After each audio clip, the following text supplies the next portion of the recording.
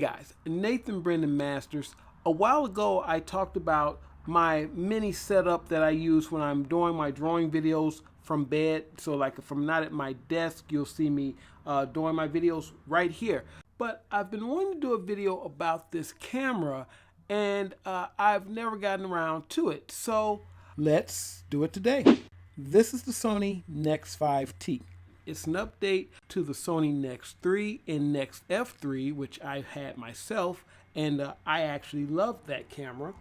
The next line was pretty much the line that the modern Sony cameras are based off of. Things like the A6100, the A5100, all those cameras were based off of this setup. And as a matter of fact, if you look at this, you see things haven't really changed much, even the battery in most cases. The Sony NP-FW50 battery is a staple among Sony users, and if you have a bunch of them and you have a new Sony camera, it's a good chance that it will fit that camera. Even the Sony A7 II used this battery up until it was replaced with the FZ100. My main use for this camera is obviously vlogging. It's a vlogging camera for the most part. It's 16 megapixels, 1080p, has a great image, and of course it has the also important flip out screen. And this one flips all the way up, and you have to be very careful because some of these don't flip all the way up. Some of them just flip slightly up. This camera has the advantage of a screen that flips all the way up, and on top of flipping all the way up, it also tilts down. This is again one of the first few cameras that Sony did that had this kind of flip screen. Generally your LCD was going to flip up, flip out to the side, or tilt down. Very rarely were you going to get a camera that flipped up and then tilted down.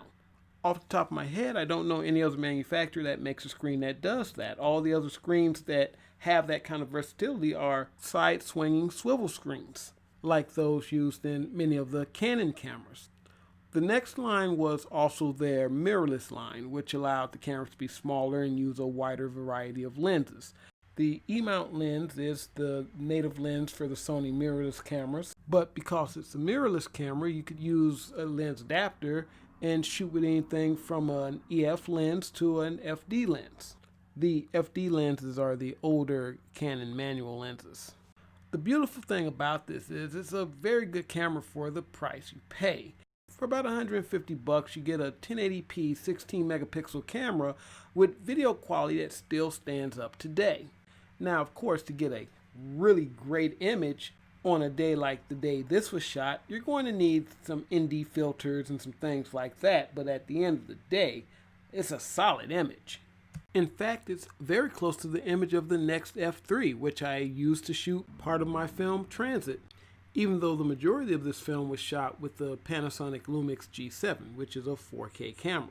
But the delivery was 1080p, so this fit right in. Now, with anything like this, obviously there's some drawbacks, and if you use Sony cameras, you probably know what they are. The camera will overheat after about 20-25 minutes. If I'm drawing or something like that, I try to just keep a little bit of eye on the camera, and I'll just stop it from recording. When it gets to around 19 to 20 minutes, somewhere in there, I'll just stop recording. Generally, it's not a big deal. And of course, it has the Sony menus, which some people think are inconvenient. I don't really find them that big of a deal. I mean, they're not like the Panasonic menus where you have to, you have to do some deep dives between like Panasonic and Canon. I think these menus are fine. And a big thing I like about these menus is when you select them, they tell you what they do. For a beginner, that's extremely helpful, and even someone like me who tends to forget sometimes where certain functions are, it's nice to have that. Now, you should keep in mind that this camera doesn't have an external mic jack. So if you're vlogging, you might want to get some of those stick-on windjammers and just stick them over the microphone holes when you're outside. Shouldn't be any problem at all. If you're actually doing something, if you're like doing a film or doing something narrative, of course you want to use external audio.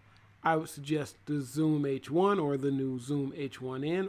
Those have always been inexpensive ways of getting good, clean audio for your videos.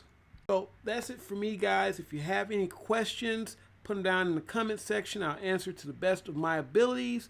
Other than that, guys, don't forget about Hexcraft Mechanics. That's my 56-page urban fantasy action book, written and drawn by me.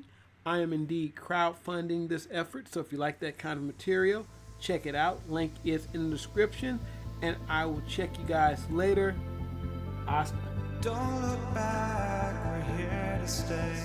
A life we knew would come one day.